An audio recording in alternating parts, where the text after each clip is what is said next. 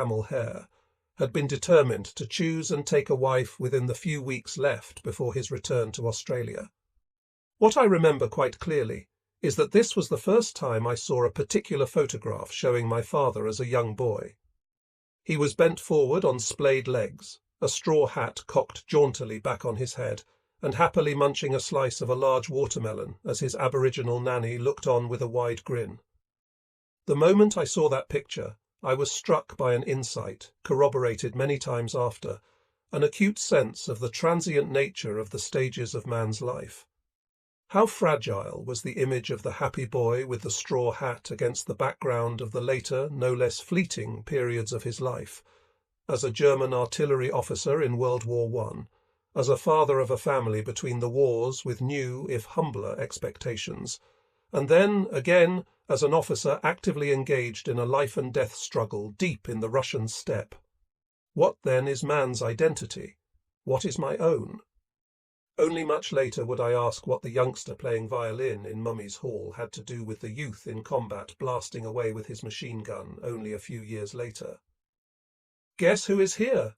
Issa said, coming in with a supper tray she had prepared for me. Behind her, Uncle Wolf was entering the room. I sprang up, electrified, feeling myself, young as I was, hooked to the power of history.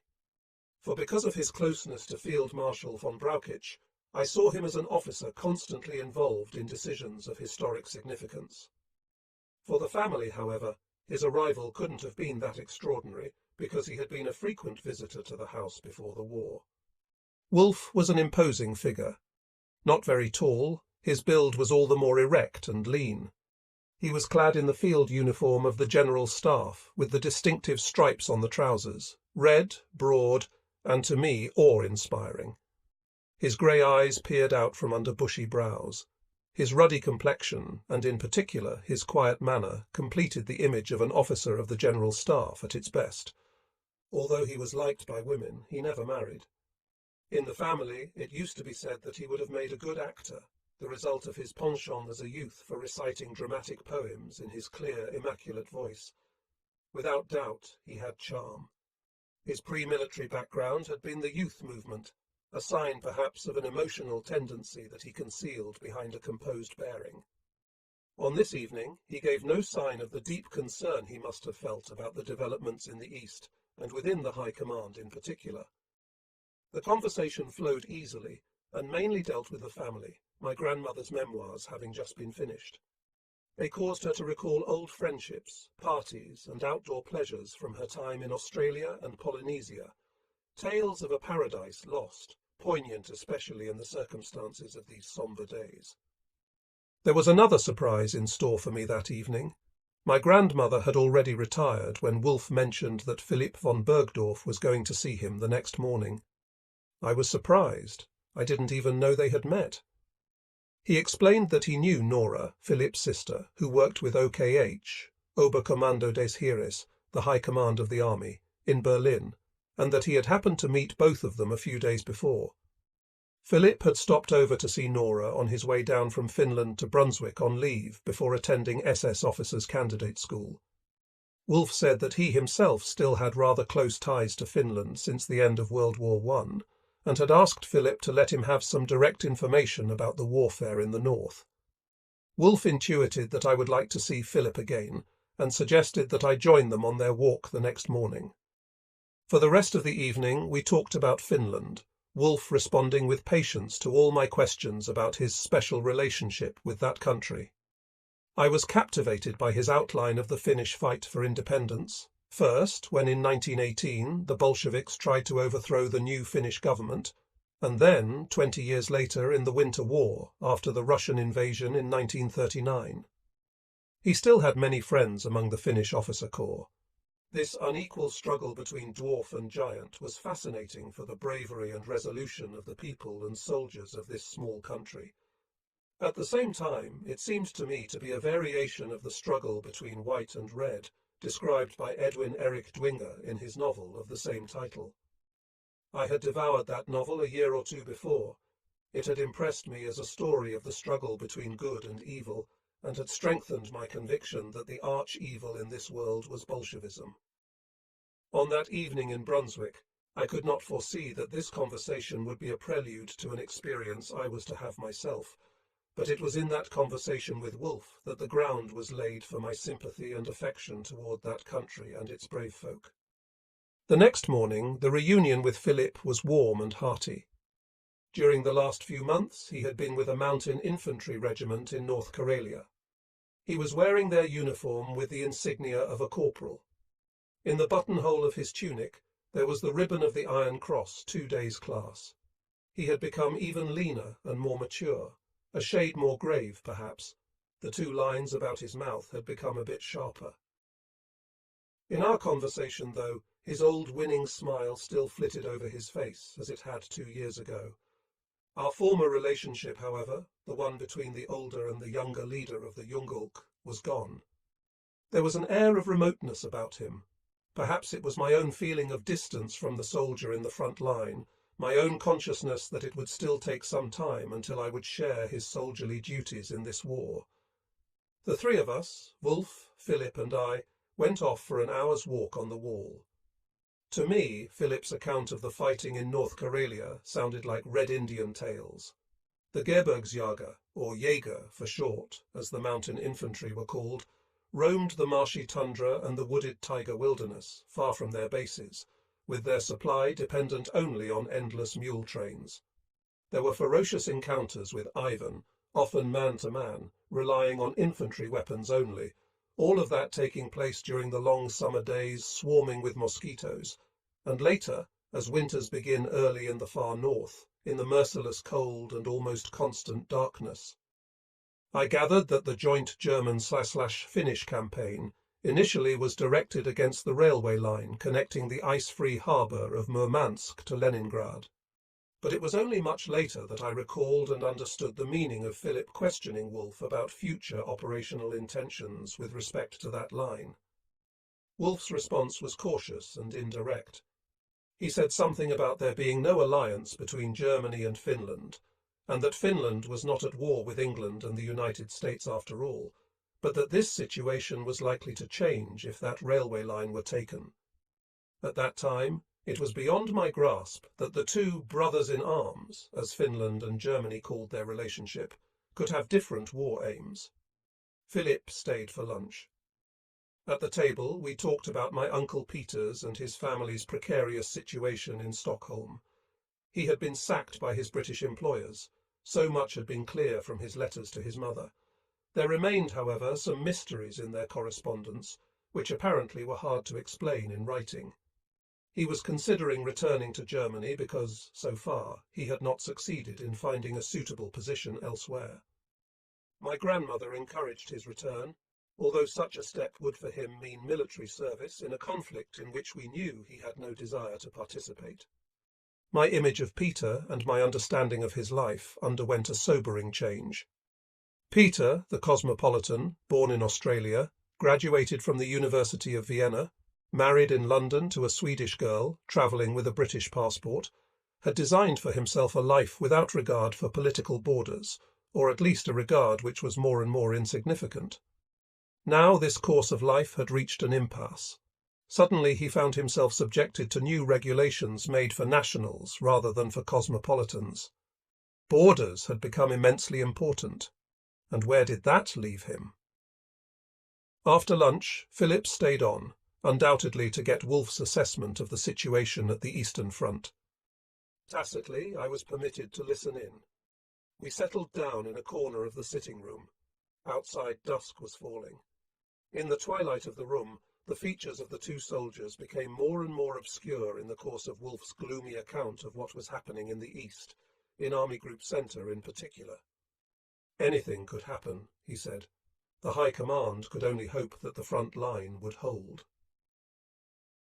When the Russians had started their counter-offensive early in December, it had been too late for an orderly withdrawal to a more favourable line, so they had to hold on and order the troops to hold their positions wherever they were. All odds, Wolfe said, were against our troops. Outnumbered by fresh Russian reserves clad in fur-lined winter clothes, our soldiers were exposed to both the attack of fresh troops and the worst Russian winter in memory. The High Command had to call for the utmost from the troops to prevent disaster, to demand that the ground be held at all costs, disregarding the soldiers' exhaustion from the autumn fighting in the mud and the lack of proper protection against the winter's cold. Sometimes it looked as if Wolfe were about to stop his gloomy appraisal, but the familiar surrounding of the house and Philip's trustworthiness seemed to diminish his normal restraint, and he continued his account. On his last visit out there 3 weeks before, he had heard reports and witnessed scenes of indescribable suffering and hardship. It made him think, he said, of Caulaincourt's description of Napoleon's campaign of 1812. "Self-sacrifice is duty," were the closing words of a commanding general's order of the day issued during the time Wolfe had been out there. Could one think of a more blunt order? And yet, he said, it reflected precisely the situation and the needs in the Army Group Centre sector.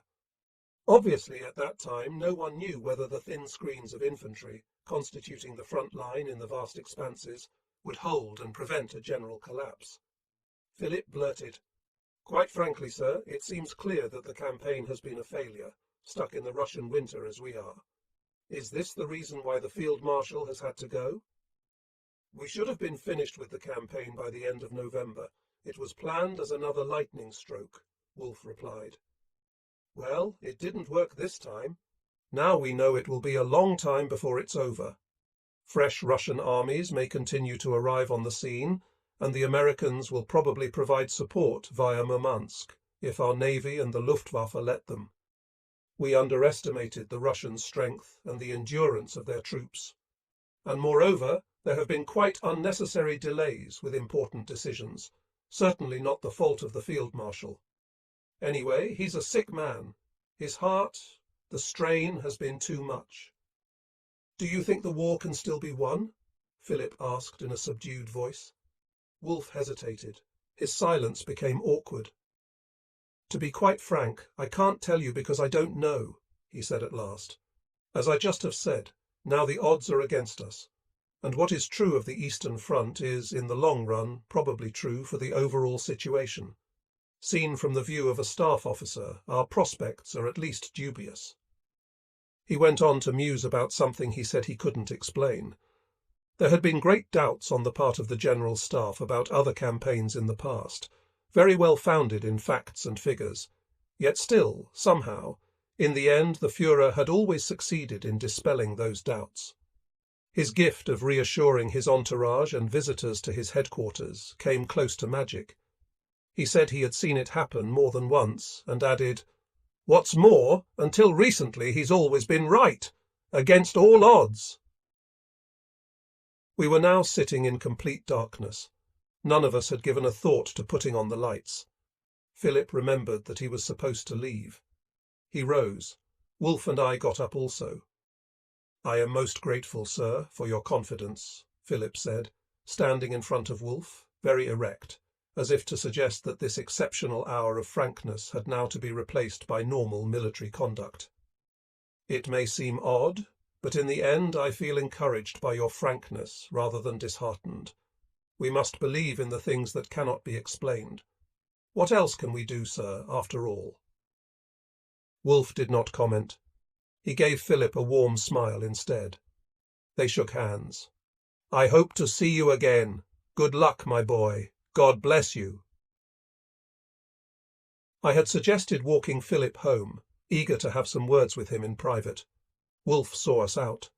Before Philip turned the corner of the house, he looked back, raising his hand to his cap.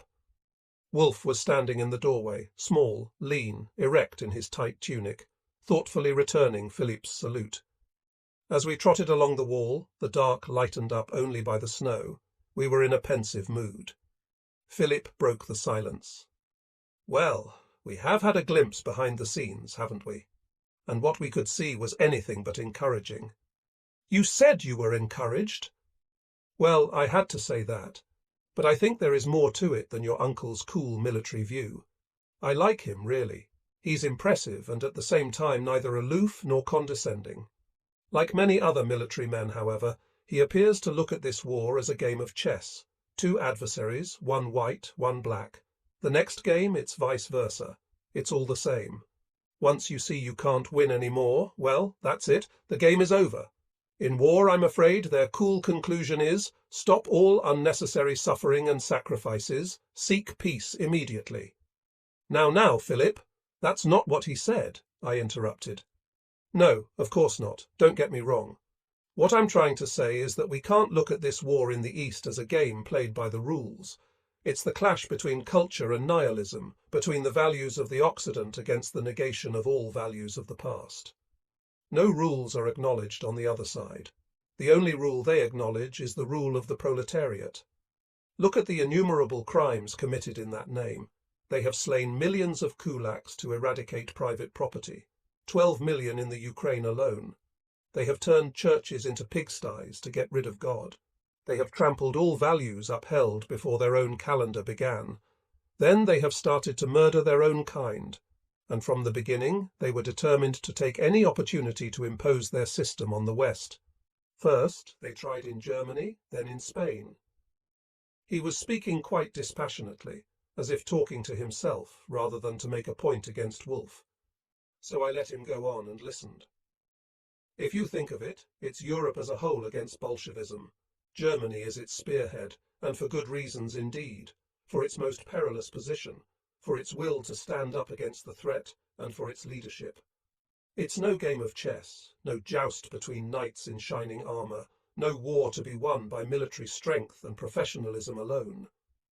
At heart, I agreed with him. Again, Dwinger's Between White and Red came to my mind. I had heard similar words before, however, from quarters not held in high esteem in my family. Propaganda talk from the wrong persons in their yellow-brown uniforms, using their self-important, puffed-up language. So I spontaneously took on the role of the devil's advocate. Don't you think the rules of military professionalism are paramount in times of war? I think it's dangerous to predict that Weltanschauung, worldview, will dominate military professionalism. Would Weltanschauung help the soldier out there in the cold? I asked somewhat harshly. He was quiet, then said, We need both. High military proficiency and a broader view than just another war between European nations fighting out their old rivalries. The vision of a Europe as determined as Germany is to keep out Bolshevism, a vision other young Europeans are ready to go to war for. Young idealists determined to make that commitment. Your uncle may be right. Perhaps in the long run, Germany alone isn't strong enough, but such a new vision could attract hundreds of thousands of volunteers to help. By now, we had arrived at his parents' house. In the dark, he was trying to look into my eyes, grabbing me by the arm. Do you think I'm talking propaganda? Well, I'm not. That vision is already being realized. Volunteers keep coming in from almost all parts of Europe. Norway, Sweden, Denmark, the Netherlands, Belgium, France, Switzerland, the South Tyrol.